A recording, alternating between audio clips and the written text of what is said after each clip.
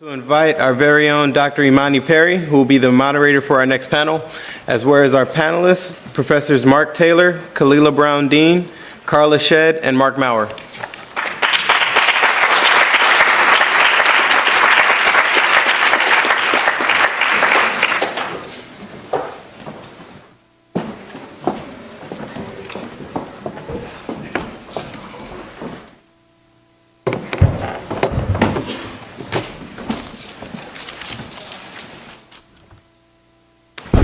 Okay, so welcome to the second panel. I'm going to say a few words, take the moderator's privilege of saying a few words to introduce our panel. It might seem to some that Princeton University is an odd place to confront the tragedy of mass incarceration that particularly impacts African Americans. But if part of the work of the university is to diligently pursue knowledge in the service of humanity, to find pathways to a better society and world, then it is, of course, an excellent place for us to gather on this subject. A very dear family friend of mine, the late Yasuyuki Yakubu, born James Sales, a man who served almost 40 years in prison after being incarcerated at age 17, who became a leftist political activist and a writer while incarcerated, began one of his many articles with this quote from post-colonial theorist Frantz Fanon, quote, "I cannot dissociate myself from the future that is proposed for my brother." I am among more than a few members of the Princeton community whose lives have been directly touched by the prison industrial complex, who have traveled behind prison bars to see loved ones. But all of us should have filial concern for the futures of our locked-up brothers and sisters. Towards the end of the same article, Yaki wrote, quote, "As individuals, we want to be better persons, and as communities, we want unhindered development. We must develop new values, abandoning individualism, fear of change. We must sacrifice in service to collective interests. We must truly love ourselves, love our sisters and brothers as we love ourselves. We must believe in the family and the community, and in the community as a family, and work to make this concept live." Our panelists, in their work, live these principles. They are people of brilliance and conviction. They will speak to you each for about 15 minutes, and then we'll have a Q&A section, and microphones will be passed around. And there are a lot of people here, so it's likely that we won't get to all questions, but I hope that the dialogue that we imagine for the day is not simply between panelists and audience, right, but that we see ourselves as a large community all gathered to participate in conversation on these issues. Our panelists are Professor Mark Lewis Taylor, the Maxwell M. Upson Professor of Theology and Culture at Princeton Theological Seminary, Professor Carla Shedd, who is Assistant Professor of Sociology and African American Studies at Columbia University, Professor Kalila Brown-Dean, who is the Peter Strauss Family Assistant Professor of Political Science and African American Studies at Yale University, and Mark Maurer, who is the Executive Director of the Sentencing Project. You can read more about their numerous accomplishments in the program. And so with that, I turn it over to Mark.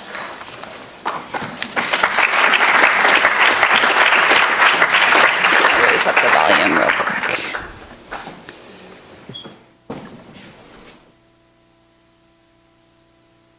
Let me first applaud the organizers of this conference for making it happen. As one who not only teaches theology and ethics over at Princeton Seminary, I have been working with various activist groups over the 15 years, especially when organizing a group called Educators for Mumia Abu-Jamal to try to get onto college campuses. And it's not easy. They don't want to hear about these issues. And Princeton University not only got this issue, they got all these people here, and they got the voice of Mumia Abu-Jamal in an opening session. That is no small accomplishment. Thank you, Brandon Bell and all. I was given the seemingly impossible task on this panel of trying to portray what U.S. prison life is like, and then to answer the question whether or not prisons have any corrective function. You know, the bureaucracies for supervising prisons are usually called departments of correction. The answer to that last question is no, they are not corrective in any sense, as I hope will become clear. how to get at this question of what it's like. What is it that's so destructive and so much of an ordeal that one has to resort to the kinds of art that work the kind of release and which registers the pain that we saw in that previous film as we came in? I'm coming from a place where I first started reflecting on prison experience as a young seminary intern. I was working for the Virginia State Office of Attorney General, which back in that day, in the 70s, had to investigate prisoner complaints. It was not the best way for me to work with my commitments, in that the Attorney General Office was more committed to defending the state against prisoner complaints than correcting the wrongs that generated prison complaints. Over the years, I tried the church and theology, which I was close to and a professor in, wrote a book on the way of the cross in lockdown America, trying to craft a Christian faith that would support the resistance in the prisons and in societies. Well, that book was somewhat well received, but I can hardly say that it took well with a wide swath of U.S. churches.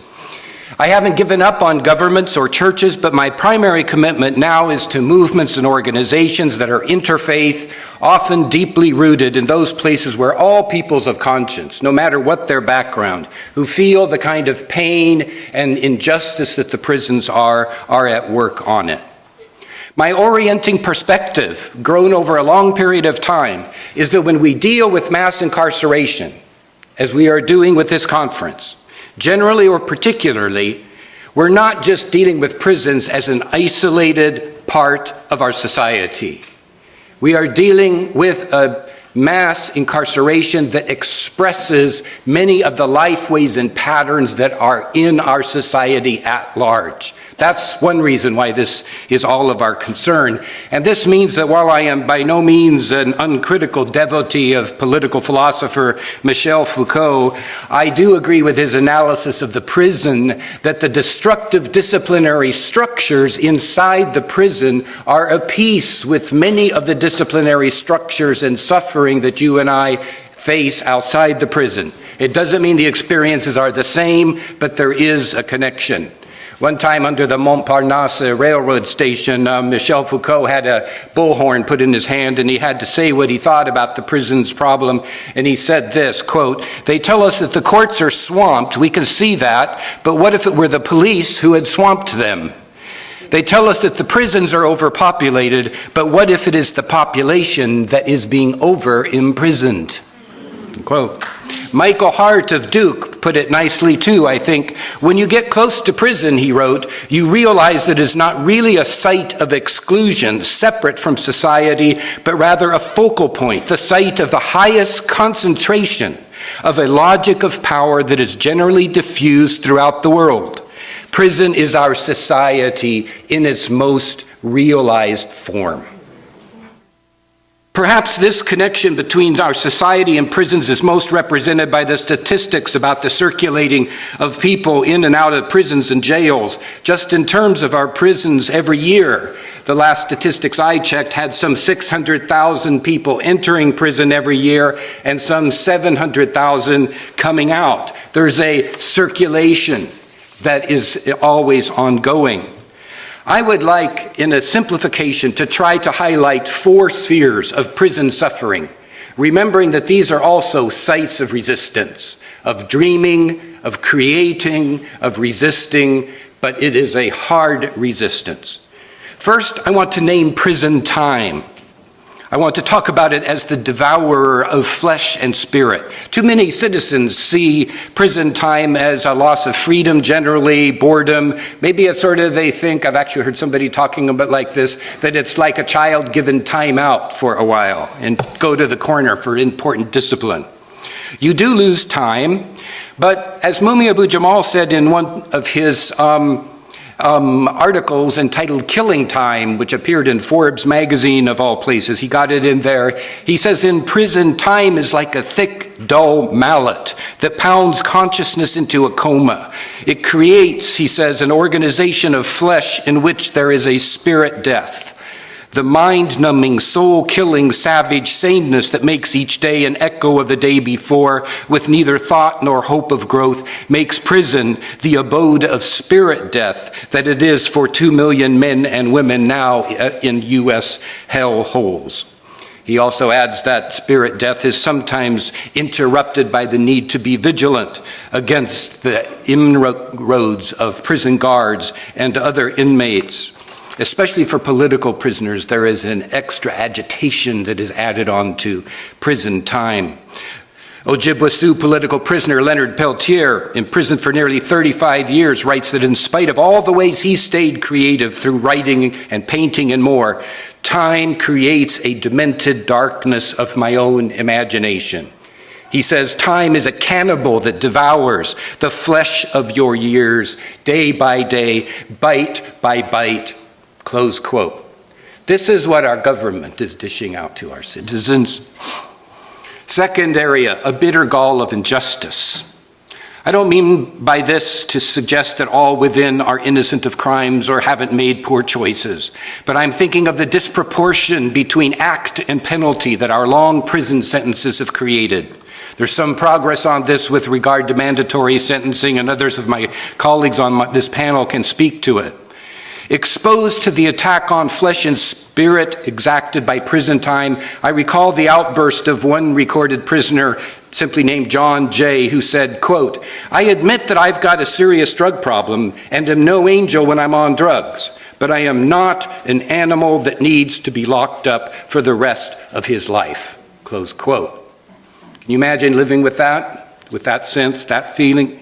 That's part of it. That's part of the bitter gall of injustice that transforms one within which one struggles and must, hopefully, through support and the creativity of art or anything else, one becomes worse on the other side of the prison gates, as many a family has noted about their loved one, or a broken being in the racialized caste system that Michelle Alexander describes so well. Third area, sexual violation. There is a problem of prison rape, or an ethos of sexual violence. The extent of rape in prison of women by men, of men by men, is difficult to document, as it often is in the wider society. And then there's also the problem that in the wider culture, rape in prison has been sensationalized, even fetishized in some quarters, and this functions as another way to demonize the prison population, to render it sexually other, a cauldron of the beastly and the ghastly. The much imprisoned novelist Jean Genet reminds us that there is love in prison, there is healing touch, and that should not be overlooked in our discussing this problem. But that is not the norm of the U.S. prison culture, as I understand the studies. In spite of the 2003 Prison Rape Elimination Act and an increased awareness of the problem of rape in prison, in spite of this, I say, the prison remains a place that concentrates our society's hegemonic masculinism, a hierarchy of male control buttressed by sexual violence. See the book Prison Masculinities by Terry Coopers, Willie London, and Don Sabo, writing together both from the outside and the inside of the prisons on the way hegemonic masculinity is part of a problem of violence within our prisoners. It is a brutal world.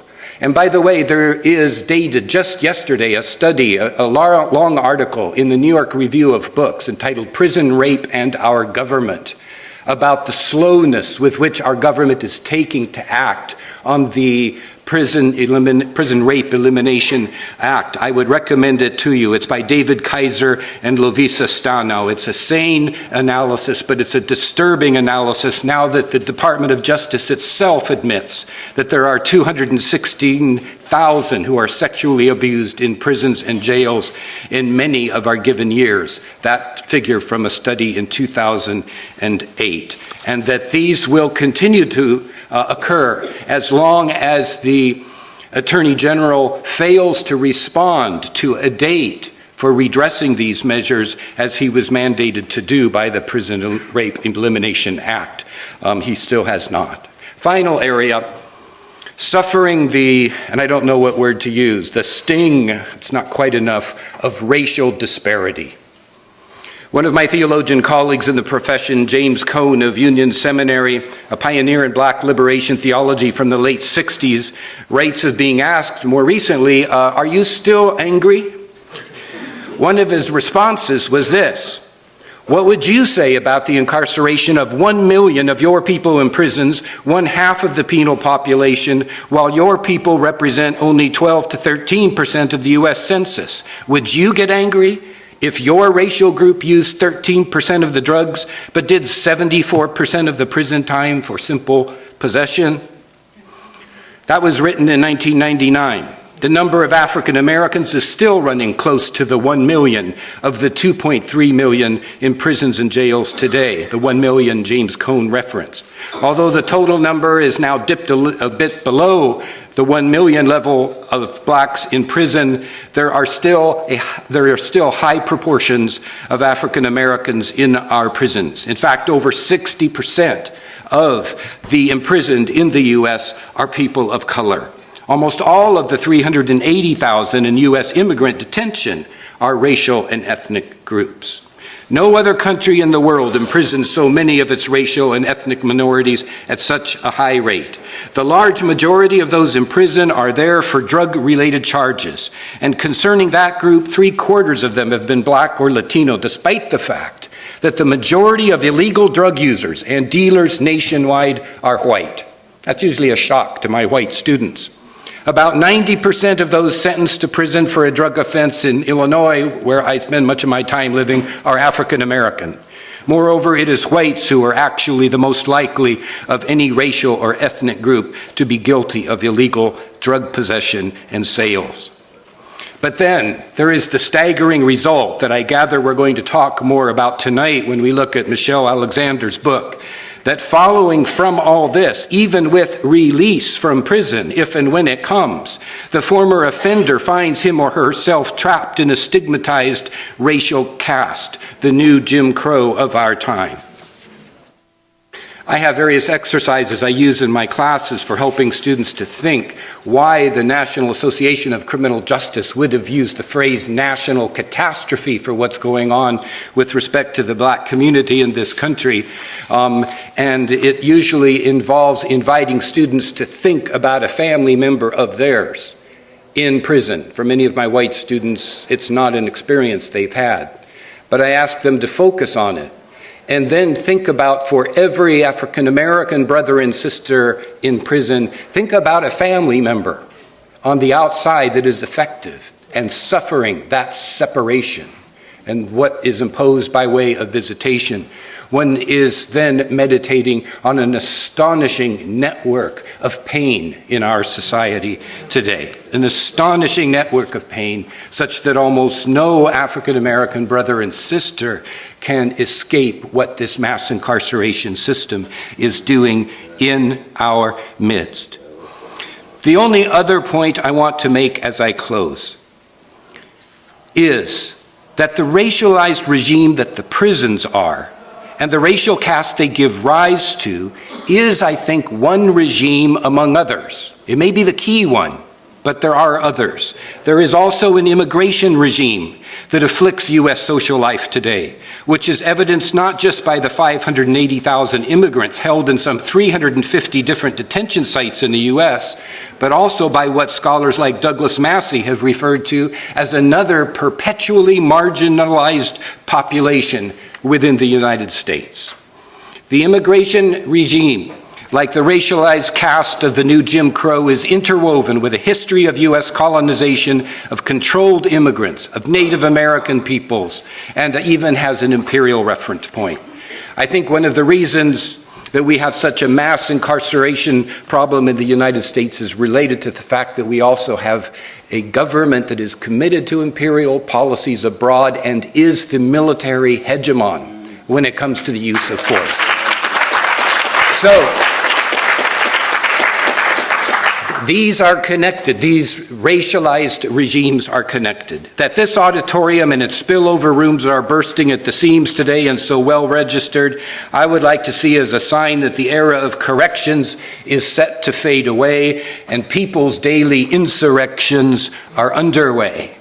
You who have been in prison and the rest of us on the outside make up what the much imprisoned fighter for justice Victor Serge pointed to from the dungeons of capitalist France where he served to the gulags of the Soviet Union where he also suffered. He wrote, and actually Mumia Abu-Jamal put this in a letter to me one time, in his faith and confidence, he said, "In time, flesh will wear out chains." We are the flesh, and yes, we will. Thank you.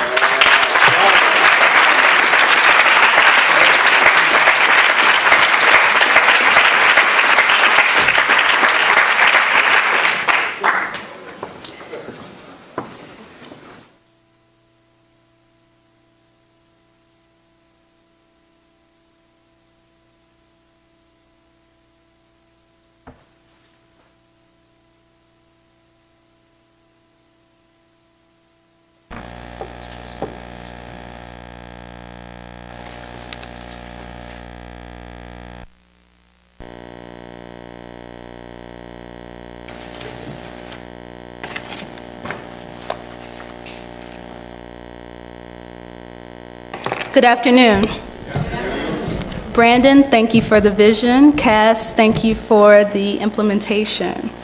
I am honored to be on this panel today to discuss my research, which concentrates on the plight of urban adolescents who each day confront the paradoxes of a school system that can work to educate or criminalize them, a police department that can work to protect or harass them, and a justice system that can work to rehabilitate or damage them further. I was asked by Cass to address how the education system works in concert with the criminal justice system to do more criminalizing than educating African American children. Ethnographic research by Amanda Lewis gives me an opening to make this point. Lewis's 2003 book, Race in the Schoolyard, exposes how what African elementary school students see in their worlds influences how they see themselves and their futures. In Chapter 3, Lewis recounts how one of her African-American fourth-grade informants responded to the question of what he wanted to do with his life. Rodney told her he wanted to go to college, but first he had to go to prison because all black men go to prison. He reasoned it would be more efficient to get his prison term out of the way before he went to college than having to do it afterward. Perhaps it is this sense of resignation we see in Rodney that explains why a jail-themed playground remained on the grounds of the Tompkins Houses, a public housing project in Bed-Stuy, for 6 years. 6 years, until mainstream media attention stirred public outrage, prompting the New York City Housing Authority to paint over this offensive facade in May 2010. In this instance, the omnipresence of criminal justice intervention had become literal child's play. There were some who responded to the issue saying that all kids play cops and robbers, and that doesn't mean that they all become cops or criminals. However, playing jail means something different if your neighborhood is one of the largest pipelines into the New York City criminal justice system. Now, this is only one example of how you plant the seed. And to what end? Empirical evidence, thanks to the work of Becky Pettit, Bruce Western, and others, including my distinguished fellow panelists, reveals that imprisonment has become a common life event for African American males, more common than even college or military service.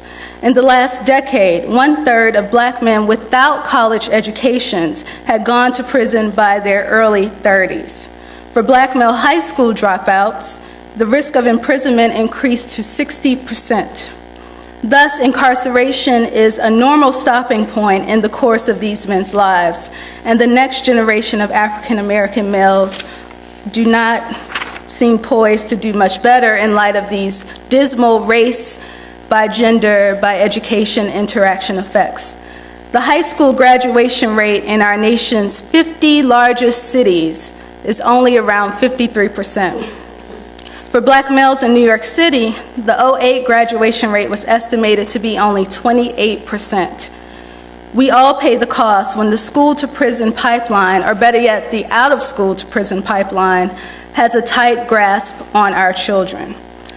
So this is not just about the imprisonment of a race.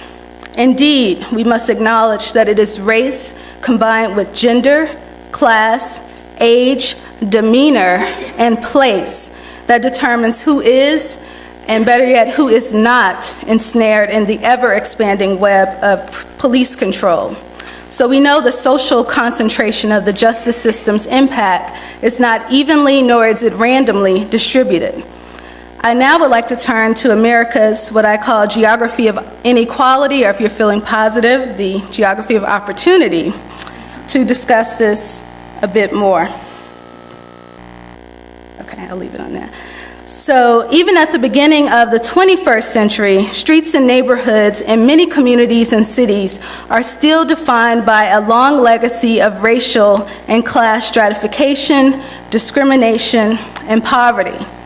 Adolescents, in particular, have to traverse social and physical terrain that can powerfully shape their immediate experiences as well as their long-term perceptions. Safe passage between places, just like the broader passage from adolescence to adulthood, is not a uniform experience amongst young people. The vast inequities in passage is quite evident in many of our major American cities. I'll go back to Brooklyn. Last year, the New York Times exposed the rampant use of stop, question, and frisk practices by police in Brownsville, Brooklyn, and from 2006 until 2010, within a perimeter of about 8 blocks, they found the NYPD made 52,000 stops in an area of about 14,000 residents. It is African American males who bear the burden of these policies. And out of these 52,000 stops, less than 1% of them ended in arrest. We should be concerned about the 1%, of course, but we should especially be concerned about the 99% who are subjected to this extremely invasive and overtly criminalizing experience. And the surveillance does not end there. Many of these same young men who have become used to being stopped and frisked in their neighborhoods are often subjected to similar practices at school. Schools, and for those who live in public housing, even some homes, have come to resemble correctional facilities. Now standard are metal detectors, surveillance cameras, and other mechanisms designed to monitor and control their inhabitants. Youth who must navigate these spaces are inevitably at high risk of police contact, which may lead to frustration, disengagement, and perhaps even delinquency. And I would beg to differ that some kids would say, call the police to make them feel safe. I don't know, Brandon, how you might feel about that. Dwayne's experience getting stopped on the south side of Chicago is instructive. This is one of my informants from a south side school that I interviewed. He tells me, yeah, one day I was riding on a bike and all of a sudden they just came around and almost ran me over. And I'm like, what'd you stop me for? He says the police tell him, you're probably delivering a package on a bike. I'm like, man, I don't sell drugs. I ain't never sold drugs a day in my life. You know what I'm saying? Oh, we have to search you. They swear up and down I had drugs. I wasn't dressed like I had drugs on me. We was about to go to the movies. They got my ID number and stuff down, and they were like, well, we got your information now, just in case you do something. So he's experiencing this in the realm outside of his schools, but there's much more that happens within the school environment that would sort of reinforce these particular experiences across spheres. So this paper explores the interstitial relationship between public schools and the criminal justice system and is motivated by the following questions. What role does race play in the experience of experiencing this larger social structure of authority? How do schools and neighborhoods socialize children to the criminal justice system? And then what are the implications of criminalizing youthful behaviors? I explicitly investigate how race and place shape youth perceptions of injustice using a unique array of data sources, including a 2001 survey of approximately 20,000 Chicago 9th and 10th graders, 05 interview data from 40 9th and 10th graders across 4 different schools, 2010 follow-up data, ethnographic observations, and even archival records to sort of talk about the changes that have endured. And the analysis are presented that are in the book are grounded in theories of institutionalized spaces, social reproduction, relative deprivation, and procedural justice. As schools and neighborhoods have become more securitized during the current era of mass incarceration, certain youth end up on what Loïc Vaquant calls the carceral continuum, in which supervision and surveillance exists at varying levels of severity. Now, you might ask, when kids have to pass through a phalanx of police officers surrounding the perimeter of their schools each day, does that make them feel safe? How does a paddy wagon parked outside their classrooms alter their learning experiences? And if teens are deemed to be criminal or suspicious and subject to searches while walking to school, have they left adolescence and entered some netherworld of adulthood? And the passage from home to school each day, and as you can see, here's one of the schools on the south side where kids have to enter through these metal detectors, and they also get physically patted down. And you see an example of a housing project where you have the cages and the gates sort of locking people in, and there are people oscillating back and forth. And as Mark Taylor just talked about, this idea of circularity and moving across these spaces. And this is before you even enter an incarceration system, formal system. So this daily routine of going from home to school each day is anything but banal, especially for teenagers of urban America who typically go to school by themselves and often travel greater distances than elementary school students. Their trek may involve the crossing of multiple boundaries of race, class, and neighborhood, and what we know from the 50s and 60s, that was quite serious if you can think about the struggles around desegregation. And then we've moved to the sort of current era where these consequences of crossing these boundaries can be eye-opening, penalizing, and deadly if we consider the fatal beating of Darion Albert by the hands of his peers blocks away from Fenger High School in Chicago's Roseland community in September 2009. And it's this sort of violence that is happening that mandates this police presence, and that the mayor sort of speaks to and says, here, we need their presence, but what is it about their presence that may be doing detrimental things? And so here, I want to talk a little bit about schools as operating as heterotopias, in the words of Foucault, where there is a way in which social power and identity are negotiated under these highly controlled conditions. And schools, since they're the designated and mandatory site for adolescents, these spaces are not freely accessible, but their entry is compulsory. And as Foucault says, individuals have to submit to rites and purifications to access these spaces. And here is one of the schools I study where you see, the sign of children first, main entrance, building for their future, right next to a sign that says, upon entering the building, you may be subject to search. So in this new panopticon, as educational anthropologist John Devine has talked about, and sort of building on these, we see the metal detectors. In Chicago, every high school at least has 2 embedded uniformed police officers in these spaces.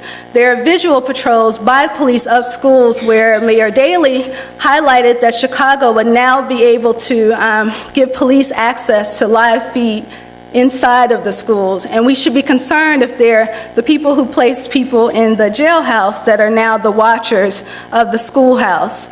We have reciprocal records agreements where schools talk to police and share information about what's going on with the children in their schools, and police do the same if they make arrests outside of the schools.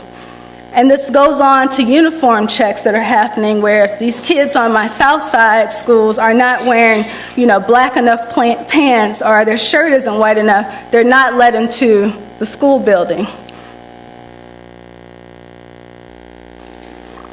And what's most important is to think that this carceral apparatus is universally applied. And there are schools where kids say they want the police there, they want their presence, but you have the same sort of feature at a school that's a magnet school downtown, and kids say there's no safety issue here. The police officers are telling me to tie my shoes. They're not telling me they can protect me. They're watching each other. So there are ways in which this is really applied. And I'll give you more words from Dwayne, who talks specifically about South High, and he says, the school feels like a prison, to tell you the truth. You have to stay in the classroom, use the bathroom when they tell us, eat lunch when they tell us. It's like a jail. Adults ask, well, what's your ID number when you're in the hallway? You have to say that and not your name. It's no different than a jail.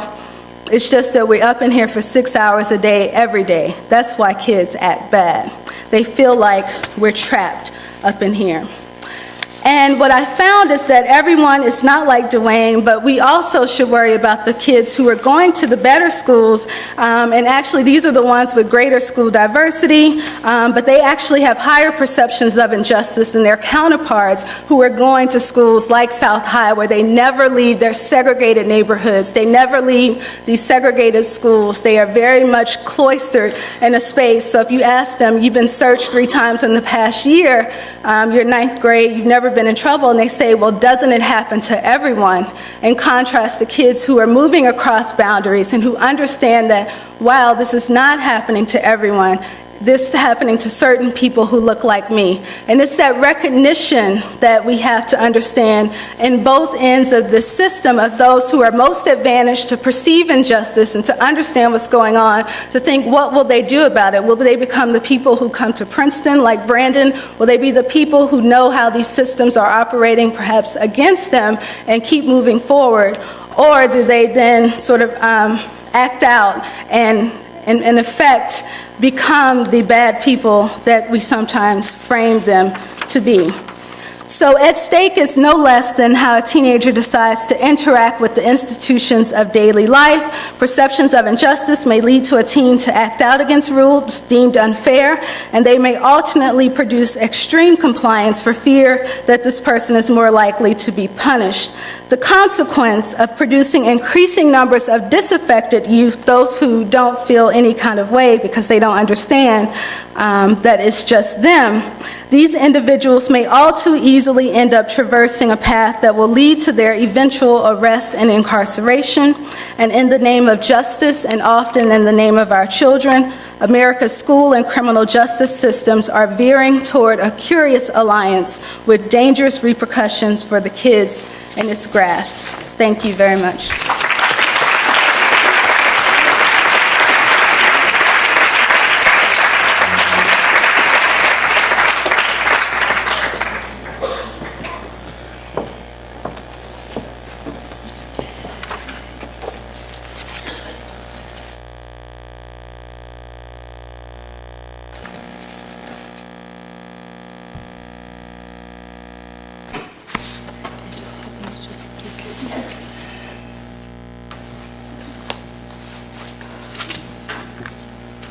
Good afternoon. Let me again recognize Brandon Bell for taking such a difficult experience and really empowering not only other young people in your area, but really contributing to this movement to bring attention to what is happening to too many people. I fully realize that for most academics, this topic is about the numbers, the data, and the theory. But what I also realize is that for millions of people, this is about their everyday lived experiences. It's about people whose names we may never know, but whose collective experiences have helped bring us together today. I also want to recognize that for me, my research is my advocacy. It is a way of contributing to this movement for positive social change. Much of my approach to this topic is about using the skills of social scientists, the sort of language and the techniques, to help the average, everyday, law-abiding American understand why they should care about this topic. It's about moving away from preaching to the choir and helping the agnostics understand how what happens to one individual really affects all of us. I address this question by looking at some of the most fundamental features of American democracy. How does punishment affect citizenship, voting, and representation? Now, over the last 40 years, Americans have elected minority governors in 9 states. We've elected minority mayors in cities as diverse as Philadelphia and Denver. We've seated our first Latina Supreme Court justice and even elected an African American president. All of those indicators would suggest that minorities have overcome their past exclusion. But I argue that the increased adoption of civil penalties attached to a conviction threatens to undermine many of those gains. Those penalties create concentrated punishment communities. So that simply means communities that have disproportionate rates of incarceration and also disenfranchisement. And so I look at the urban setting of those communities, as well as their very distinct racial diversity, to understand the threats to Black sustained political presence. It's not about one election, one candidate, or one party. It's really about looking at sustained engagement over time. I want to share a passage from a speech that was given by then President George Bush in 2008. It is rare that I get to quote Bush in a positive way, so join me in capturing this moment. But Bush says, "The United States was built on the belief that each human being has limitless potential and worth. Everybody matters. We believe that even those who have struggled with the dark past can find brighter days ahead. One way we act on that belief is by helping former prisoners who have paid for their crimes. We help them build new lives as productive members of our society. The work of redemption reflects our values. Our government has a responsibility to help prisoners return as contributing members of their community." It is this emphasis on return, the return to community, and by extension, the return to citizenship, that dominates my approach. I'm interested in what I've called fractured citizenship. It's an understanding that although Blacks have achieved formal standing, they're still legally recognized as full U.S. citizens. There are public policies that continue to challenge and weaken that standing.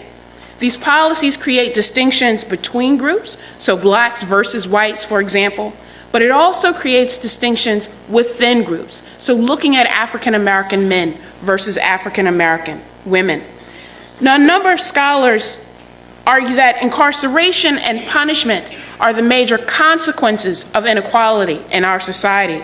But in my book, I argue that those policies are actually the major causes of political equality and socioeconomic inequality as well.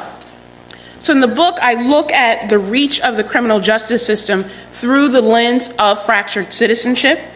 I introduce original data that measures exactly how those collateral punishments impair the political voice of Black and brown communities in the U.S. And I also suggest ways to disrupt this link between punishment and civic retreat. Now, over the last few months and few weeks, we've seen tremendous efforts on the part of people across the world, people in Egypt, Tunisia, and Libya, all efforts to have a say in shaping their political fate. And yet against that struggle to establish democracy abroad, looking at punishment lets us take a step back and evaluate whether we have failed to secure and protect democracy here at home.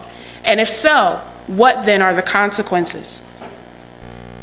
So we know that since the 1970s, the U.S. incarcerated population has increased nearly sixfold, and that we now have the unique distinction or dishonor of being the world's leading incarceration state. We also know that the U.S. imprisons more women than any other country in the world. Often when we talk about criminal justice, the reach of that system, we focus on the astounding number of Black men who are involved with that system. So there are numerous organizations, research opportunities that analyze this trend. But African American women now represent the fastest growing prison population in this country. The majority of those women have been convicted of nonviolent drug offenses. And this trend of incarcerating more women has a tremendous impact on community stability. 60% of the women who are behind bars, African American women and Latinas, 60% of them were the custodial parent for a minor child. So what happens to those children then that are left behind? We see that over time, the number of children in this country going into foster care has increased in tandem with the number of women, behind bars. So in the last 20 years, 250,000 children have been placed into foster care because their mother went into prison. The consequence of this is profound. We know that children with an incarcerated parent are more likely to suffer from depression. They're more likely to have anger management issues, develop anxiety, and have poor performance in school because they're more likely to develop a learning disability. This is intensified for children in foster care. We also know that children of color stay in that system much longer than other children. And so here again, I want to emphasize the community-wide effects of how we approach punishment in this country. Changes in crime control policy, not crime rates, have increased the number of people going into prison while also extending the length of their involvement once they are released. So policy changes like the adoption of mandatory minimums, the abolishment of parole, and other sentencing disparities for various drugs. So each year, over 650,000 people are released from prison, many of whom are people of color that are returning to communities already grappling with the effects of crime, poverty, and inferior education. All of the indicators that we know make one less likely to participate in the political process and have a voice. You have community members struggling to gain access to the most basic services once they are released. And this struggle is even more difficult given the current climate of economic uncertainty. The civil penalties that are attached to a criminal conviction define every aspect of one's life, from jobs to housing to transportation. It doesn't just affect the individual ex-offender, or what I like to call returning citizens. It has a strong impact on the broader communities to which they belong. What then is the incentive for an elected official or a public official to respond to the needs of citizens in Newark's Central Ward, given the relatively low rates of voting and campaign donations? Given the rising cost of running a campaign, can we really expect residents of North Philadelphia to influence their political leaders to consider them beyond the time of election, beyond that one time a year when the politicians come into your church or come into your communities begging for your vote? How can we expect to have a sustained interaction and process of inclusion? As Mumia mentioned during his phone conversation, punishment seems to be the one issue domain that both Democrats and Republicans agree upon. How does that consensus increase the gap between the principle and the practice of democratic inclusion in our country? 10 years ago, Bill Clinton signed a sweeping welfare reform bill that vowed to radically and permanently change the face of welfare in this country. The bill included a provision that banned those convicted of a drug offense from living in public housing or receiving any form of public assistance. So if you have a drug conviction in this country, you are barred from receiving federal student loans or federal student aid, and often that also precludes you from having a loan to have your child attend an institution of higher learning as well. This is the challenge for returning citizens who are attempting to reestablish themselves, provide for their families, and contribute to their communities. In most states, if you have a felony conviction, you're banned from holding a job that requires you to have a license. So you can't be a house painter, you can't be a barber, you can't be a plumber in a number of those states. You're barred from getting a job in the area that, ironically, you're most likely to be trained for while you are in prison. So let me give you an example.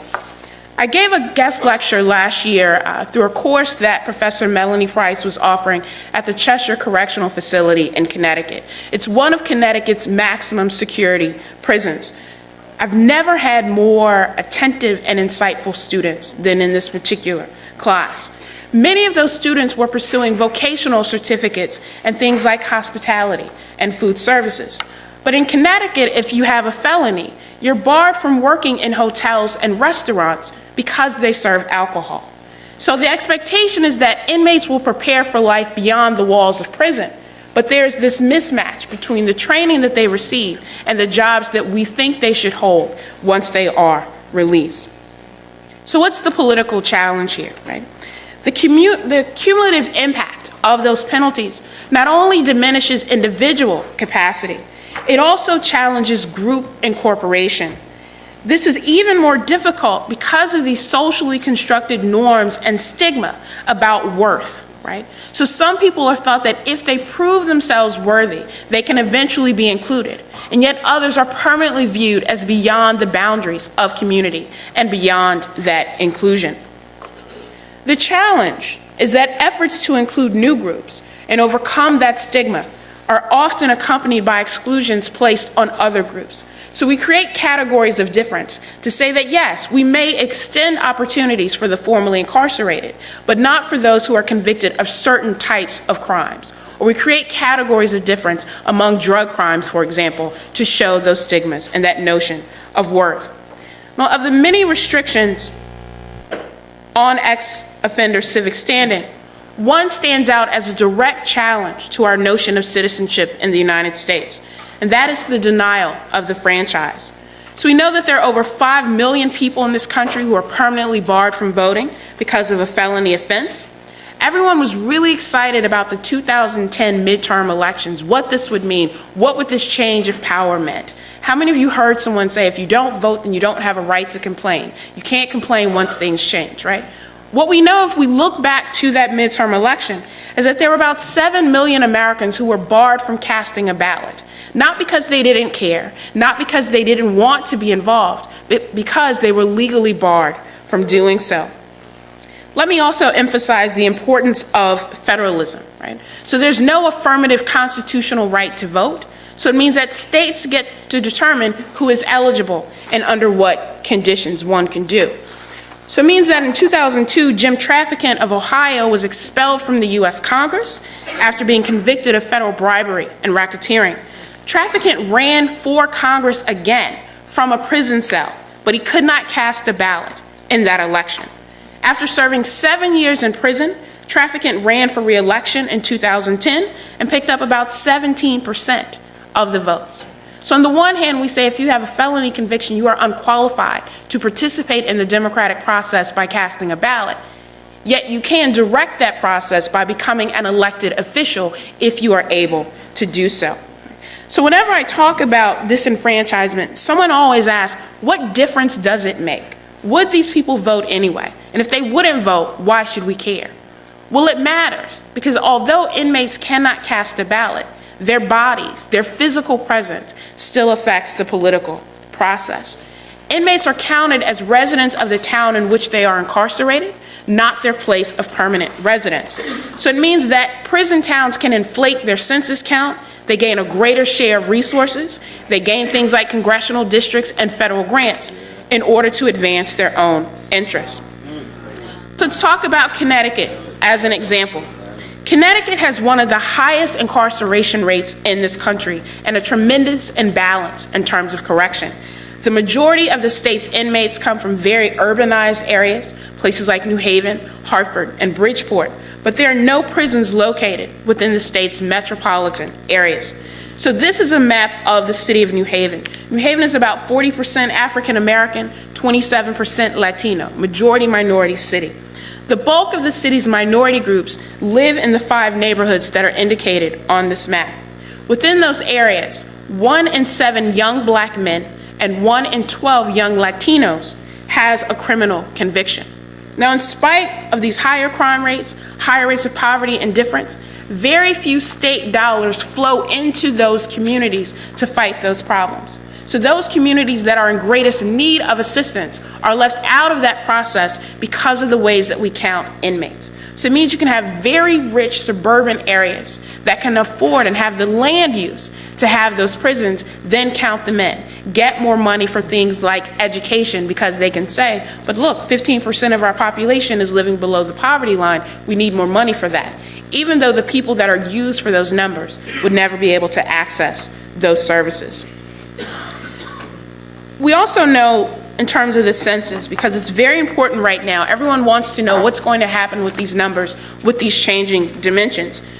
We know that if we look at where people are located, in many areas like rural Pennsylvania, people are not living in these areas by choice. They are there because they're incarcerated. So all the analysts who are citing that data as evidence of increased residential integration are wrong, because people aren't there because they want to be. They're there because that's where the prisons are. I know that I am at time, so let me end by saying that the first phase of my research agenda really looks at identifying the problems, the key challenges to citizenship and incorporation. The second phase looks at what can be done. So we can talk a lot about the problems, but there has to be an action plan. And so I have a project now where I'm working with returning citizens across the state of Connecticut.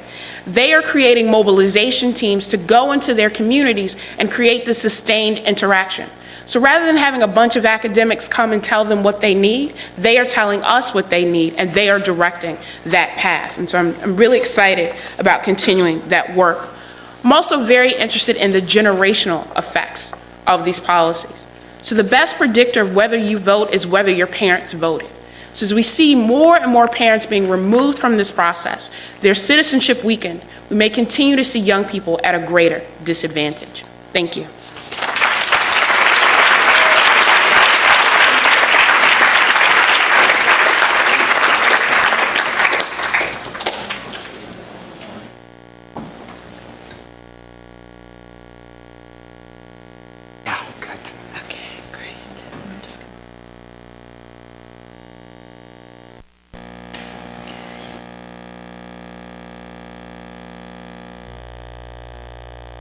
Buzzing going on.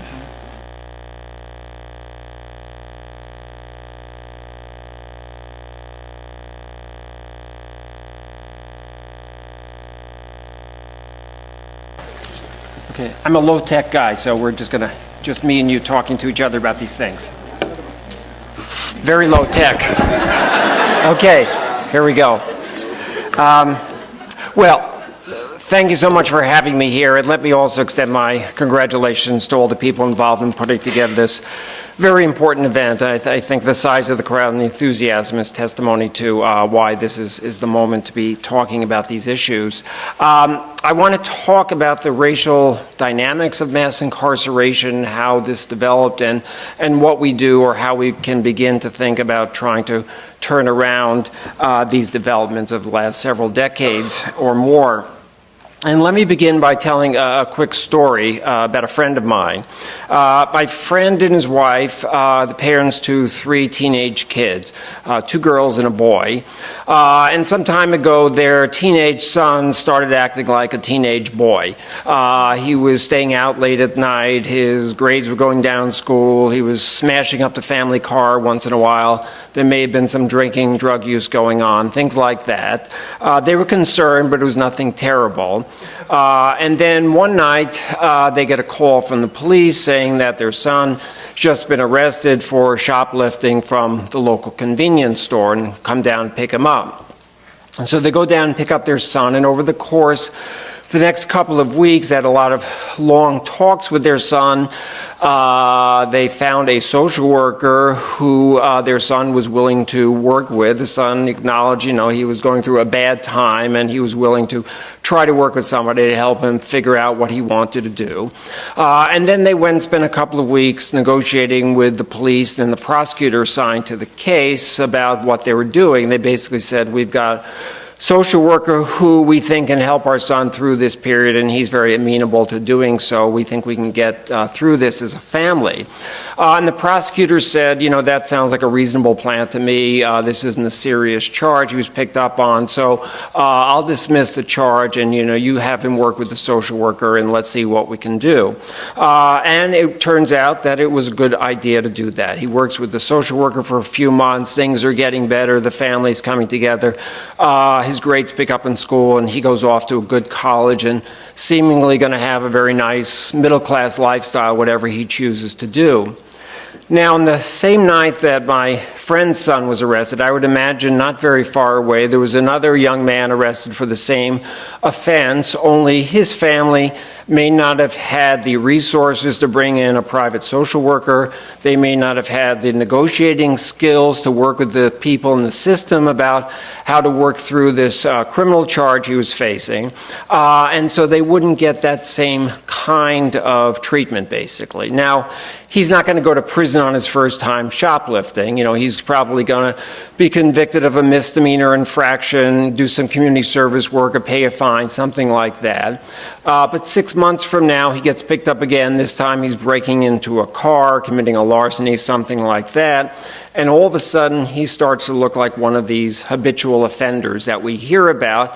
And he starts to go down a very different path than my friend's son is going down. So we have two young men, same kind of behavior, but when we talk about issues of race and justice, we're talking about race and social class, we're talking about what resources different communities have to address problems. It's not just a question of you committed a crime, therefore you will be punished, but who are you? Where do you stand in the community? How do you navigate through the system? And what is the system set up to do? So I think we want to keep that in our minds about that this is not just a simple equation. It's very complex and it's very much related to different community structures. So where did mass incarceration develop from? What do we know about some of these dynamics? Well, there's lots of people have looked at this from different directions. I won't go into all of that, but let me just say, even though there's lots of theorizing and analysis about mass incarceration as a means of social control, in some respects, you know, there's sort of need for social control in this case didn't arise it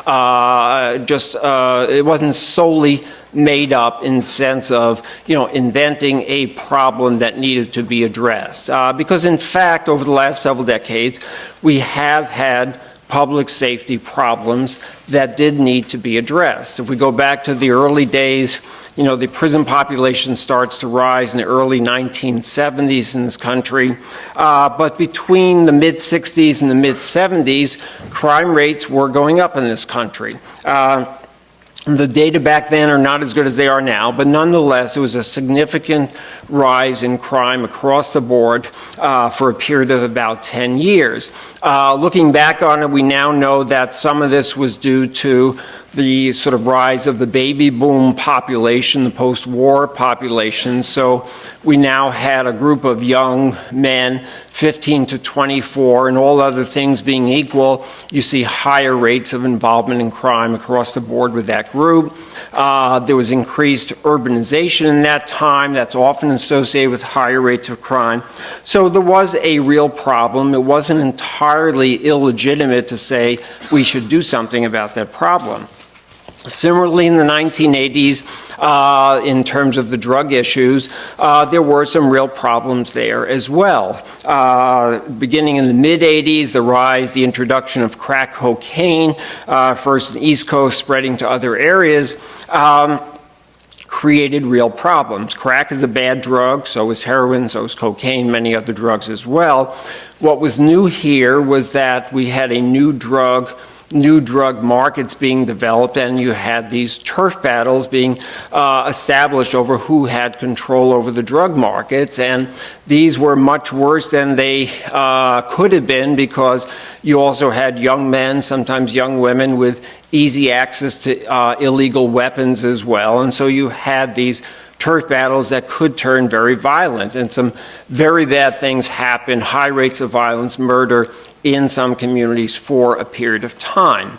So this was a problem, just like the crime rise had been a problem. The challenge, though, is how do we deal with this problem? What is the method of choice of addressing the problem? To what extent do we view this as a problem of race, poverty, unemployment, community function issues? To what extent is it viewed as a criminal justice problem? When we define it as a criminal justice problem, the answer is very simple. It involves more punishment and more prisons.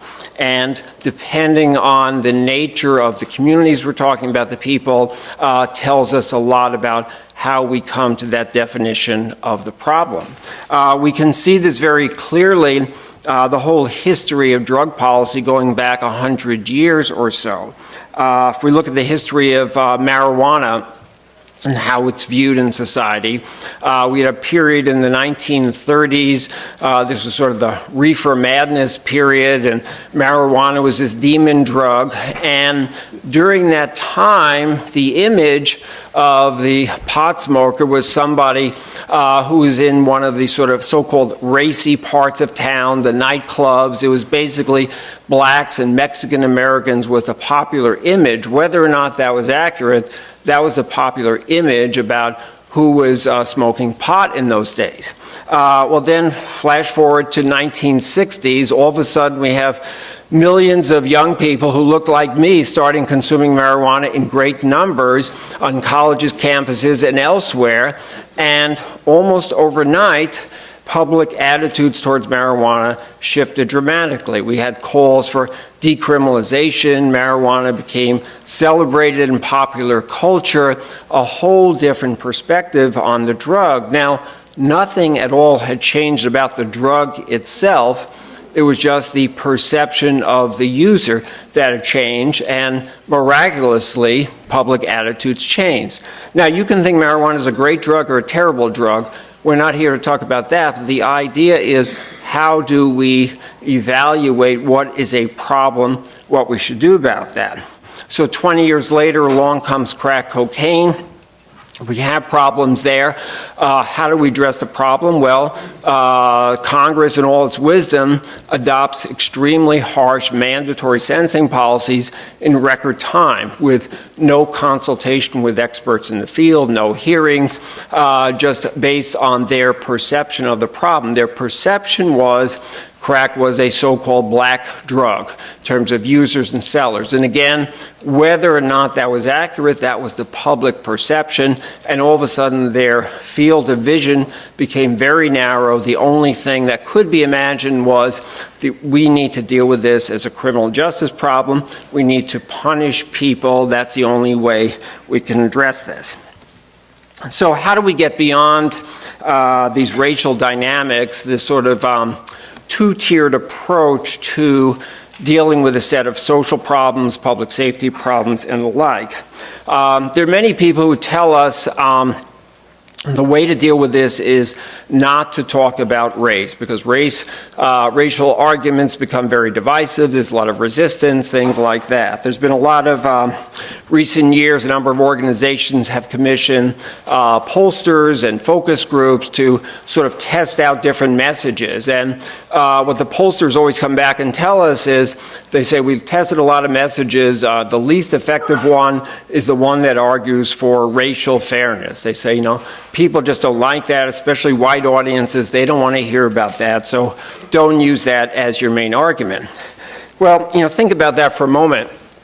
Suppose we were back in 1955, you had a group of civil rights leaders in Montgomery, Alabama, who were thinking about doing a bus boycott, and rather than just going out and doing a bus boycott, they contracted with some pollsters to do some focus groups about what would happen if they did a bus boycott, and the pollsters come back and say, well, this is not a good idea. These white people in Alabama are not going to go for this. They do not think it's a very good idea at all.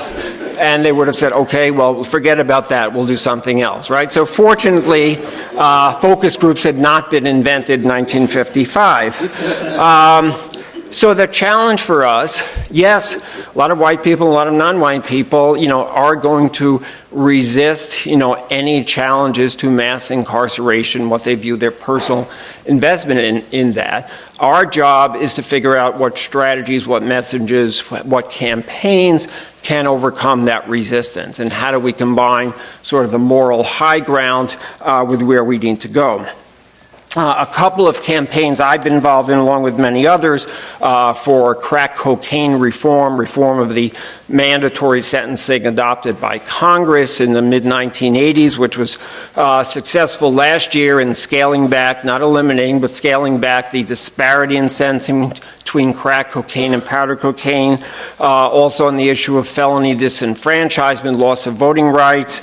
Since 1997, 23 states have enacted some type of reform to those policies, some of them pretty broad, some of them more narrow, but nonetheless, the movement is very much going in a certain direction. And so how did this come about? Well, It seems to me it's largely what we need to do is we need to call for racial justice, but also combine that with a call for public safety, and that these combined messages and goals need to go very much hand in hand. On crack cocaine, the racial injustice is very obvious. 80% of the people prosecuted have been African American.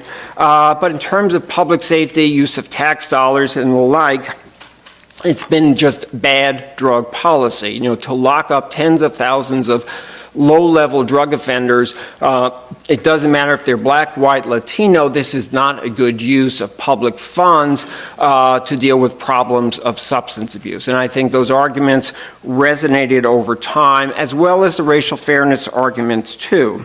On disenfranchisement, similarly, it's talking about racial justice, but doing it in the context of also the themes of democracy and public safety. The racial injustice is very clear. These laws in some cases go back 200 years, but at various points in history, they were tailored and tweaked, particularly in some southern states, with the specific intent of having a racial effect. So we see in the post-Reconstruction period in the South, the same time as poll taxes and literacy requirements were being established, states like Alabama and South Carolina tailored their disenfranchisement laws specifically to exclude black voters. And the way they did this was by identifying crimes it was believed blacks were more likely to commit as resulting in disenfranchisement. Crimes they thought whites would commit would not result in that. So this led to the sort of bizarre situation whereby if you convicted of beating your wife, you would lose your right to vote. If you're convicted of killing your wife, you would not lose your right to vote. This was the racial logic of the time, apparently.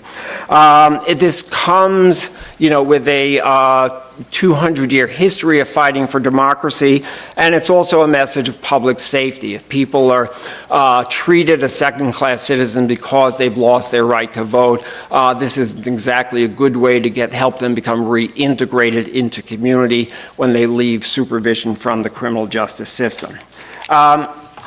Let me just close with one image about this. There was a period of time in the mid-1990s when a small group of sort of high-profile conservative commentators coined this new term, super predators. This is mid-90s, super predators. And the way they explained this was they said we had a coming crime wave in this country, and there's now a group of young people who in 10 years from now are going to be much worse, much more dangerous, much more violent than any teenagers we've ever seen before. And they didn't usually say it very specifically, but it's quite clear they were talking about young black boys. Basically, a group of 5-year-old black boys in 10 years would become these super predators. And they got a lot of attention for this. Well, they weren't very good social scientists because not long after they made these predictions, crime rates started to decline, particularly for young people and particularly for black juveniles as well. So, on the numbers, they were completely wrong. But imagine that their predictive powers were better, and imagine that we had reason to believe in 10 years this group of kids would become high-risk teenagers. So what would we do as a society about this? Well, it seems to me we have two choices. The first is we could start to build prisons as quickly as possible so we have plenty of prison cells to lock them up by the time they turn 15. That's one choice. The second is to say we have a 10-year window of opportunity, 10 years by which we can try to figure out what sorts of family interventions, community interventions, what kinds of supports we can provide to at least lower the odds that some of these young people will engage in antisocial behavior. Well, what do we choose? It's clear if it's people, if it's kids we know about and care about, the answer is very obvious. If it's viewed as somebody else's kids, if it's viewed through the lens of race and class in American society, then it's a very different choice. And so our job, it seems to me, is to tell that story in a way that is much more inclusive, that raises the bar for all, that says that racial justice, public safety are what America should be all about, and how do we get there? Thank you very much.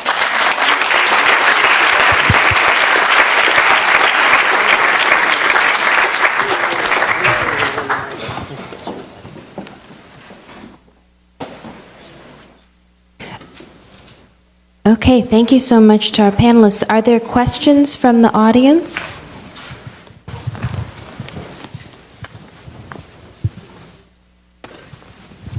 Hi, I'm a public school teacher at a high school in North Philadelphia, so I feel very acutely so much of the things that you guys are talking about. I feel like these theoretical principles are being enacted in my classroom every day. I think my struggle is I came from academia. I have the American ethnic studies background that kind of led me to where I would want to be in a public school, where I felt like this was the place of need.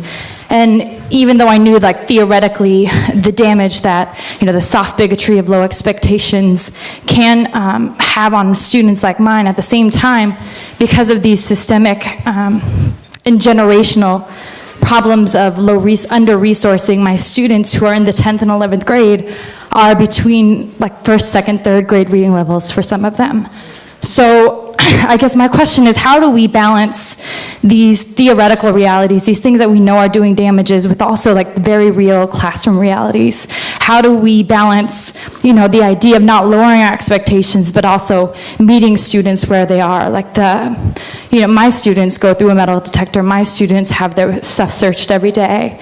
But at the same time, there's a very real neighborhood crime issue, in the neighborhood that we're in. So how do we balance where we're at with where we want to be, these theoretical principles that we know are hurting our kids, with the everyday reality that they're facing in our schools?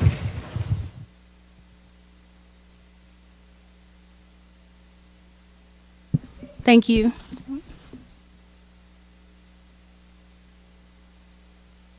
I'm low tech too.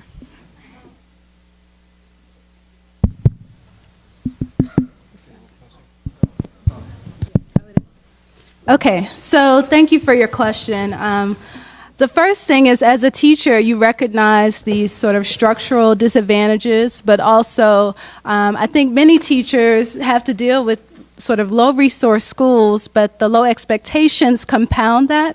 And there are many sort of initiatives to bring up the expectations of kids. You bring in this idea that we can help bring them up to standards, so we get rid of tracking, we get rid of the ways by which they're stratified according to perhaps their ability. But if we expect them to do more, we give them the tools to do more, then they actually then achieve more. And Sandy Darity is someone, a professor at Duke, who's been looking at some of these programs in North Carolina and sort of bringing up these initiatives, helping kids who at first were low achieving and then were brought up. So at least as a teacher, you're sort of seeing these potentials, and then when that's met with resources combined with expectations, we can sort of ameliorate some of these effects.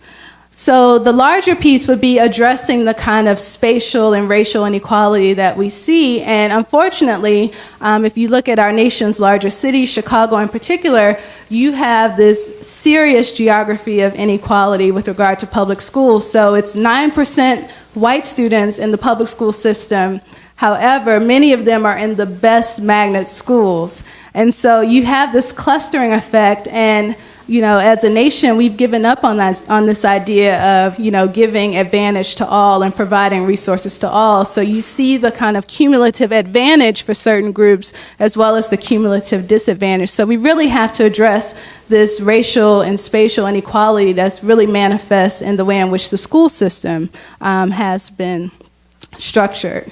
And so the next thing might be to really touch these kids at an early time and say, here are possibilities, but perhaps here are also challenges that you might have to encounter, because that's what I saw from the kids who were going to the better schools that I studied but were African American and Latino. They didn't have to worry so much about physical violence and terror and all of this in the sort of low resource schools, but there was a symbolic violence they had to deal with, feeling out of place, being asked more often to show their IDs, being, sort of crossing these neighborhood boundaries where they weren't sure how they were perceived. And this is in contrast to kids who are in these, other schools where the need is just so great, but they really have no idea how bad perhaps they may have it. So we really have to sort of get them to get out of those contexts, move across these boundaries, but also provide resources for all people. So there's a kind of individual humanistic approach that can work, but it also has to be met with some type of structural adjustment with regard to resources.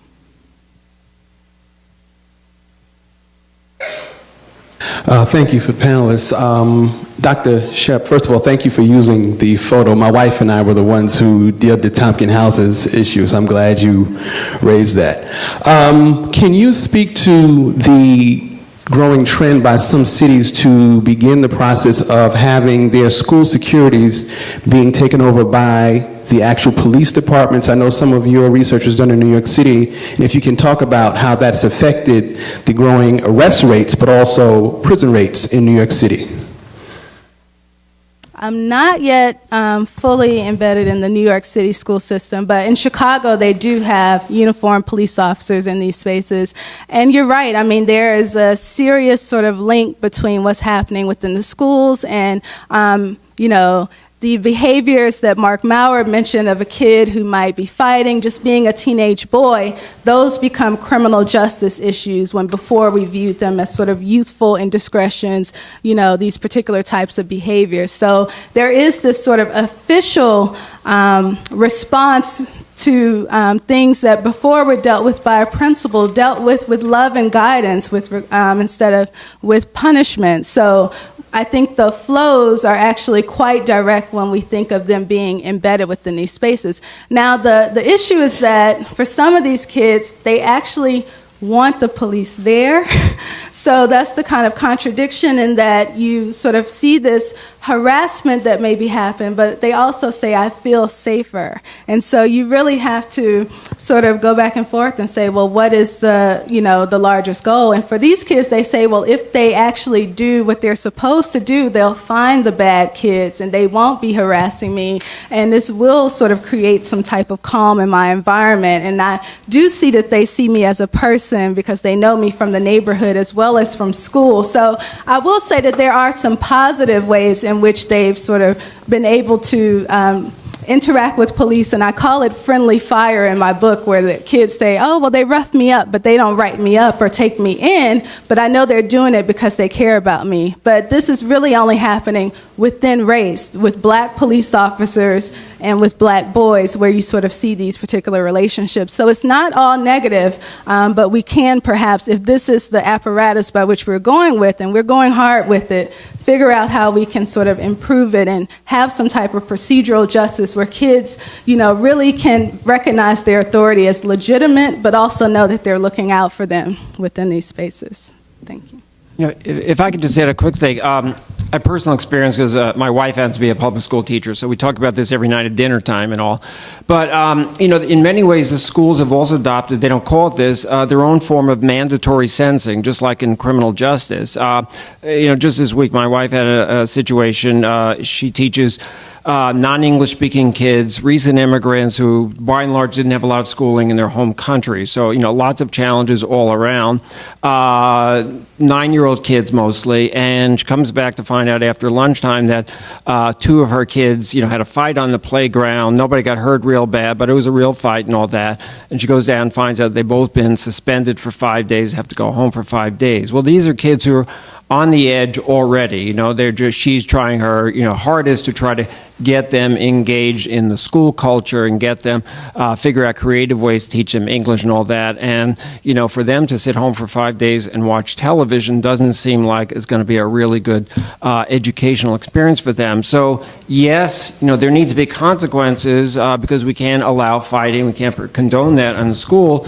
But just as in the criminal justice system, there's no negotiating. There's no assessment of why 5 days is going to get the message across better than 2 days or 1 day, or are there other means of dealing with this that don't just further push the kids, you know, out of sort of the mainstream that we're trying to get them into. And it's the same sort of model, whether we call it policing or sentencing or anything like that. Hi, my question has to do with the job market and the prison industrial complex. I had a recent conversation with a group of men at Wagner Correctional Facility where the average age is in the early 20s, and one man relayed a story of a guard asking him if he had children, and he said yes, and the guard said, "That's my job security," meaning you're not fathering your child, he's going to clearly be here in 10 years. So my question is that it feels to me that there's only certain communities that address this topic, academia, grassroots organizations, but that it's not a mainstream topic that politicians want to address because of this whole job market issue, that it seems to me that if a politician chose to take this on, they would be almost considered un-American and bashed because of all the jobs that are related to this whole complex. So what I find so much frustration in the fact that politicians I don't see anybody taking this on as we are here today. So what do you have to say about that? What can we do to make it not just something that crazy liberals care about, but that humans care about? Well, I think one point to realize is that politicians do care, but not perhaps in the way that you would expect them to or that you would want them to. One of the most influential groups of organized workers are actually correctional officers who have very strong lobbying arms, who understand what's at stake. So those are the types of jobs that they're putting in the ears of politicians to say, yes, we understand what's bad with the economy, but we need to keep our jobs. So there was the mention this morning about the high salaries. Look at Wisconsin and that whole attack on sort of organized labor. Teachers were demonized. Nobody was talking about the organized labor of correctional officers who do have a vested interest in that and that type of incentive. The other thing that a lot of people will tell you in a number of states, and I lived in Ohio for 5 years. In Ohio, every piece of furniture that is in a state office has to be made in the prison, right? They understand we get these great products at a very low price, and we're keeping the inmates busy. So those are the types of jobs that are being created. And again, the question is, if you take it on, what happens on the other end, right? So that people say, if I'm unemployed, why should I be in the same situation as someone who has broken the law? So I think that's the mindset that we have to address so that people understand how if you have more people who are out of work, then of course you have more opportunity-based crimes happening. So it becomes a public safety issue to give people an incentive not to reoffend, to contribute positively, and to see how it's all connected to overall financial health. You know, if I could add too, at the risk of sounding overly optimistic, I think the political climate has been changing in recent years on these issues. In part, of course, it's, the fiscal crisis. It turns out there's actually one good thing about the fiscal crisis, and that is that governors across the country now know that prisons are very expensive and they can't balance their budget unless they consider reducing the prison population. So we're seeing both Democrats and Republicans at least looking at possibilities there. But further than that, the whole movement around prisoner reentry and what kind of programming needs to happen in prison, how do we do a transition back home to communities. It's still a relative drop in the bucket, but nonetheless has been embraced by Republicans and Democrats, corrections officials around the country. And just a few months ago, it was launched a new coalition effort, basically, called Right on Crime, and right as in right wing. And this is people like Newt Gingrich, Grover Norquist, and other very high-level conservatives who basically have said, we have too many people in prison, there are too many low-level drug offenders in prison, we need to do something about that, we need to save money, reduce the prison population, people don't need to be there. Newt Gingrich we're talking about. So this has come about through, over many years, I think, to help to shift this climate. And yes, the prisons are not about to close down tomorrow, but it's our job to sort of build on this. And I think a lot of it comes from a lot of campaigning at the grassroots, academic conferences, a variety of things that have helped to move the thinking, at least somewhat, on how we should address these issues. And we can build on that. If I could add very briefly to this, I think that this question and the other questions point to what's been a veritable theme on this panel, and that is that there are different sites to a carceral continuum. It might be the school, it might be the playground, it might be the workplace, it would be the realm of political discourse. I could have added my own world of the theological school and the churches, which have their own ways of backing up this carceral world in which we live. And if there's any leverage that's gotten, if there's this progress you point to, my experience is it comes largely because those who were in pain and who saw the problem in those contexts tried to organize a slightly different kind of grouping that would work on the problem. And this may sound trite and point to something very difficult, and indeed it is difficult. Organize a small group in a different way within each of these sites of carceral power. I think one of the reasons we're seeing this kind of group today and this issue is because people have been doing that. The youth who come into the movement, I find, and from their schools, it's not just because they had a great teacher or that school had a great curriculum. It's because a few of them started getting together and asking questions. Maybe they got nurtured by a teacher. And that's a significant development, I think. Hi, panel. Sorry, over here. I'm sitting down because I'm reading my question. So I'm a Trenton native, and I graduated here from Princeton in 2009, and now I'm teaching at a high school right outside of Trenton. My approach to this whole issue is basically education. That's my passion. And so my question is more geared towards Professor Brown-Dean, but any member on the panel can answer it. The quote from George Bush was, "The United States was built on the belief that each human being has limitless potential and worth." And my students and I have been sort of wrestling with this idea. So this question is perhaps more political or social theory than practical. But we've been tracing the struggle for human rights from 1787. We got up to the Compromise of 1877, just, the madness of Jim Crow starts and the rise of lynching. And the students have really been asking questions about today's manifestation of Jim Crow, which would be felony disenfranchisement and the systemic socioeconomic injustice that we see all the time. Our problem is multi-thronged, and we recognize that children enter into schools with an achievement gap, so communities and families have something there, some role to play. But there's the other side where black resistance culture cannot and shouldn't assimilate to a culture that if it doesn't want to, then it has the right to resist, and perhaps that's a very important part of the American story. But then the other side of the argument is, what is the role of government? And that's really sort of the question where I'm going at. The state has a historic and continuous fault for devaluing black human life. We all know that. But is the role of government to protect us? Or is it a flaw of democracy, this idea that we are democratic, but we're really just an oligarchy in disguise? So if big government has been helpful, in Heart of Atlanta Motel, Brown v. Board, helpful to African-American civil rights, that achievement, is government intrusion the solution that we're looking for? Or are we fooling ourselves into thinking, if we imagine that democracy is real, if we accept the illusion, are we fooling ourselves into only perpetuating the system of prison industrial complexes?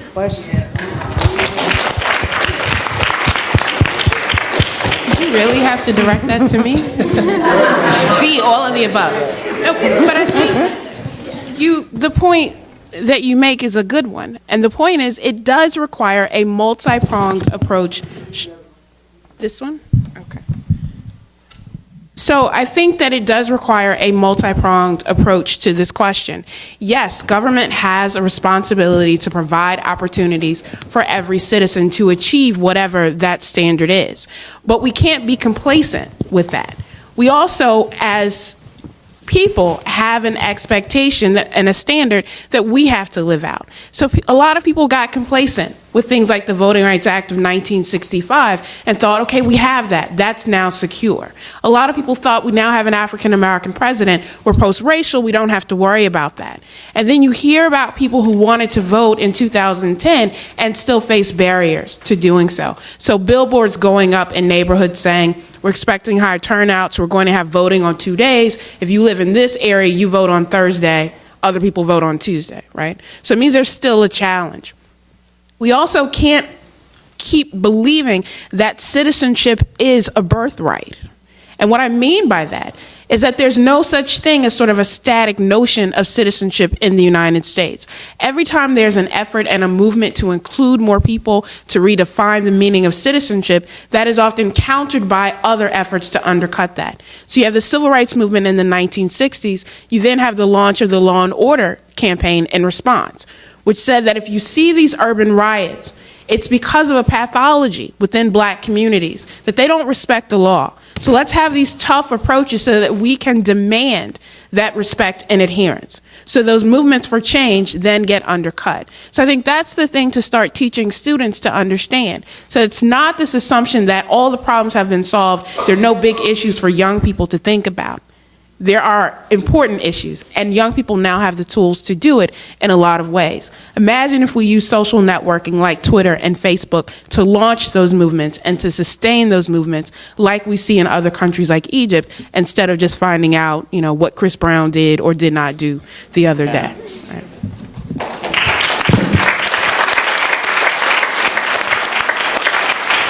Right. Good afternoon. First, excuse me. First, I'd like to thank the panelists for sharing their research and their views. And I'd also like to share a quote which I share with my students when I'm trying to get them involved that I think is relevant to us being here.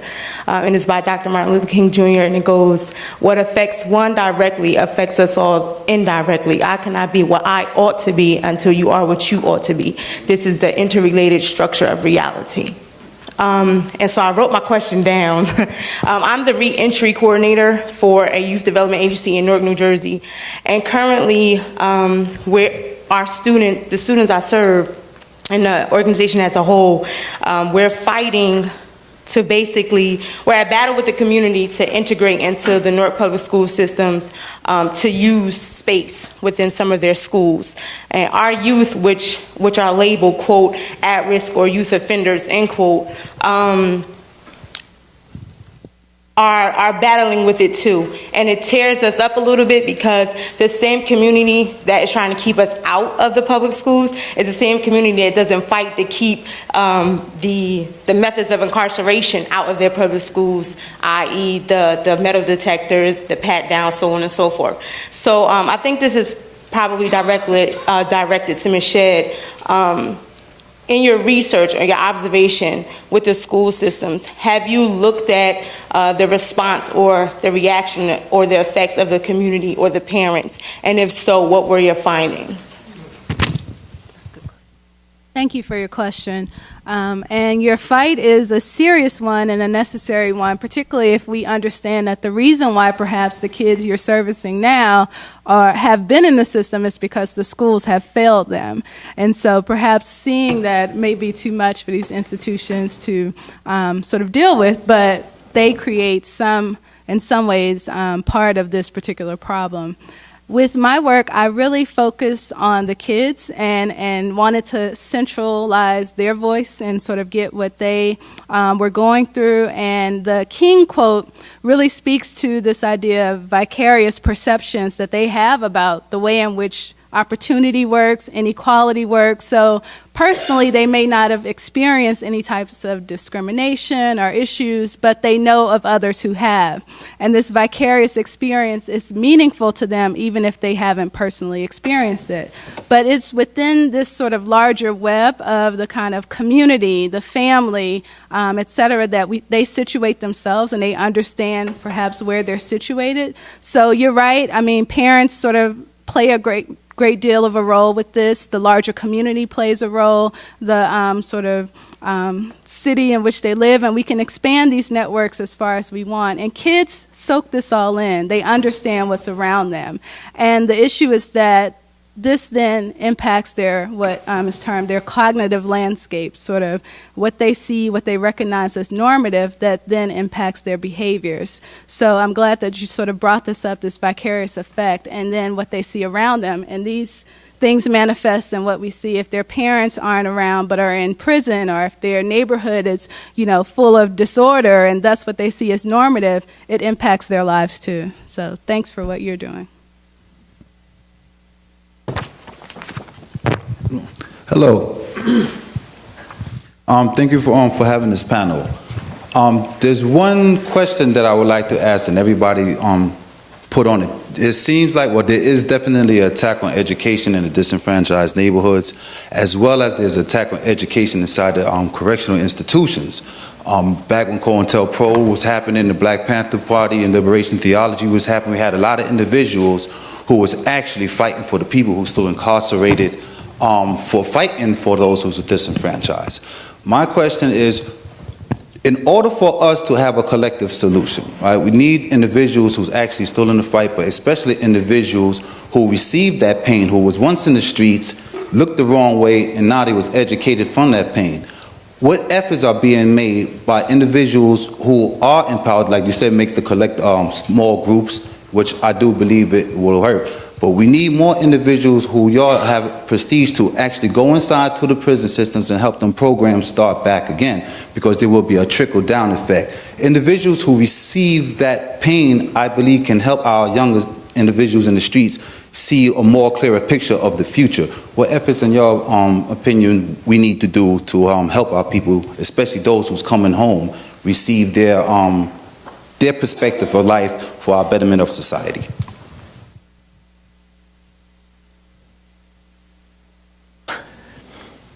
Thank you for your question. I think one of the things that, I'm a political scientist by training, so to me, everything is political. And one of the things that I constantly talk to young people about is the need to understand that politics isn't just about election time, right? That a lot of those decisions are made beyond that. And that in order to make sure you know what's going on, it's important to be involved and to vote not just in a presidential election, but state and local races as well. So a lot of the things that you're talking about in terms of this retreat from education, the programming, those are decisions that happen at the local level and at the state level. And it's good because it means that you have a much better chance of being able to contact your city council member or your mayor than you do your member of Congress or your president, right? So to bring together those small groups to then go to that office and say, look, this is how this policy is affecting our community, and what are you going to do about it? Because come election time, if you don't have an answer, then you don't receive our vote. Right? And people need to be willing to stick to that and not just feel great and say, oh, look at this person who came around for this ribbon cutting but had no investment in the community beyond that. Quick example of how that's worked. Connecticut was a state that had a very large number of women who were incarcerated, and the facilities could no longer accommodate those numbers. So they started sending women to other states to serve their time, places like Texas, Virginia, and Colorado. So it meant that mothers didn't have any time to see their children. They couldn't visit because it's so cost prohibitive. They couldn't make the phone calls because they were so expensive. A group of grandmothers got together and said, we are the ones who are raising these children that are left behind. What are we going to do about it? 60, 70-year-old grandmothers got together, did a bus caravan to the state capitol, went to every legislator in that state and said, these are the faces of the people that are being affected by your policy decisions. They were able to get change because of that. So never doubt that those everyday interactions don't matter, because they do. Stay in those faces of those elected officials, let them know what you think, and then spread that knowledge and information to others. Me? Hi, I'm an undergraduate student at Rowan University in South Jersey, and my question is for Dr. Brown-Dean again. I was really struck by your passion for democracy, but I'm kind of saddened by the lack of public discourse about these issues and democracy in general. And I want to follow up on the point that the graduate from Princeton said about the illusion of democracy. And I think there's also an illusion of public discourse. And it appears to be deliberate and thoughtful, but in my opinion, it's very shallow. And I want to talk about your point about preaching to the choir, and I think you really, you nailed it when you said you have to preach to the agnostics. And do you see any other methods of communicating this within the public sphere in a different way to change the mindset of the country? I mean, this is a democracy. And if anyone wants to talk about it too, you're free. Thanks. Well, I think that deliberation and discourse, they are happening. Perhaps not in the language that we think of or the sites that we would want them to happen or that we think should happen in a formalized democracy, but it is occurring. I found in my own work that the greatest way to sort of convert the agnostics is to talk in economic terms, right? And it may not be satisfying, it may not satisfy our sort of moralistic values and approaches to it, but it gets us to that point. So that right now the state of Connecticut is considering changing the ways in which they count inmates. Not because there was some great realization that it was unfair to do that, not because people said, you're absolutely right. People living in the Hill of New Haven are affected by the fact that we're sending all of this money to Cheshire and Enfield. It occurred because middle-class taxpayers said, wait a minute, I'm paying all of this money in taxes and you mean I'm not getting the benefits of that? You mean that the kids in the suburbs are getting more resources than my students who are attending school in this community? There's a problem. So hitting that pocketbook and that economic dimension is what changed the discourse or increased the discourse that then led to this policy discussion. So I think we have to broaden the scope. And, as Mark was saying, it may not be the terms that we want them to be or that they need to be, but how do you take that step to then get to where we need to be and include those voices? So, that's the type of discourse that is happening, and who dominates the discourse is what I think is most disconcerting when you think about who gets to actually set the terms of debate. I want to thank the panelists for really provocative presentations. And one of the things that's really struck me throughout today is the theme of the family that's been spoken about in many of your presentations. And many of you have talked about it in terms of the people you've interviewed and the impact that the family is having and all the anecdotes that you've come up with in terms of how people in prison are being affected by families and so on. But I wondered if you could talk about how the imprisonment of large numbers of African Americans and people of color in this country is impacting the formation of families, not just those among those who are being directly affected in terms of those who are being in prison and how that's, breaking up families, but also how it's making it more difficult for people to actually form and sustain families. And it's one of the factors that I think that we don't really pay a lot of attention to. There's a tendency quite often in public discourse to try to trace the problems that families are undergoing now back to slavery, when in fact there are things that are happening in more recent times that are having a devastating impact on our ability to create and sustain families that I think that we also need to talk about that are much more compelling than things that happened 200 years ago. So I wonder if you could comment on that.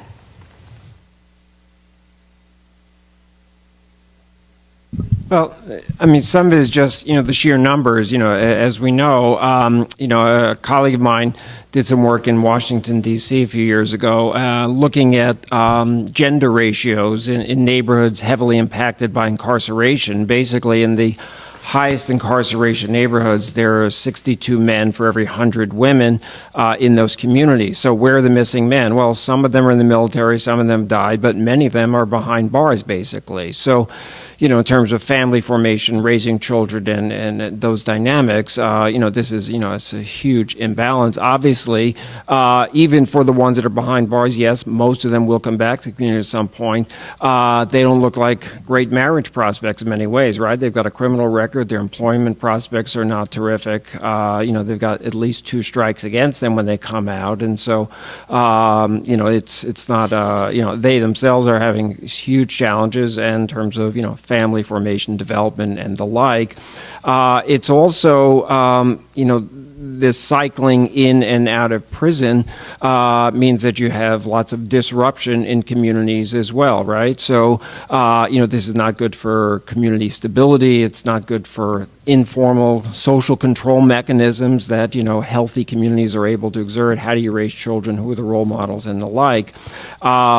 So it's a whole process in motion. I mean, obviously going to prison, is a very profound experience for the person who goes and his or her family. But when we do it at the scale we're doing now, it does, as you point out, it sets up this whole dynamic that goes well beyond that individual family, but it's all about community formation at that point. Hi, my name is Gigi Martino. I'm a junior in Cornell University, ILR, and I'm currently working in the labor and employment program. I also worked in the Cornell prison education program where we got to teach prison students, which was amazing, and they're very excited to know that this conference is going on.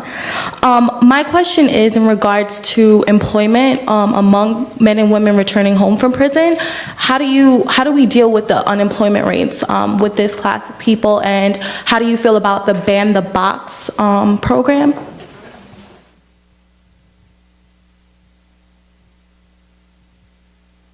I can start. For those of you who don't know, Ban the Box is a policy initiative that's gained a lot of traction in recent years, and the box is basically the box on an employment application that says, have you ever been convicted of a felony, essentially? And, for many employers, both public and private, anyone who checks that box, it goes, straight into the trash bin or so, and you're just, left out of any consideration. So, Ban the Box initiatives in a number of cities now, and now several states as well, basically say it's not necessarily illegitimate to consider a felony conviction, but you should delay consideration of that until you're at least considering applicants seriously for jobs. So rather than just throw it in the trash can, you first look at a person's credentials, and when a person's called in for an interview and you're considering them seriously, then you can look into it.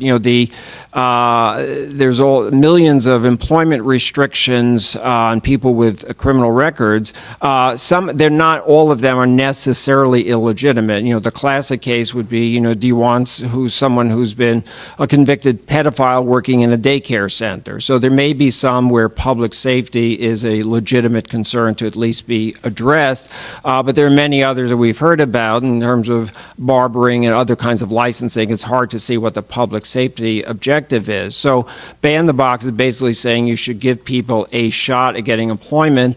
Should a conviction 30 years ago count the same as a conviction 6 months ago? There's all sorts of ways to look at this and try to come up with more reasonable approaches to dealing with employment issues.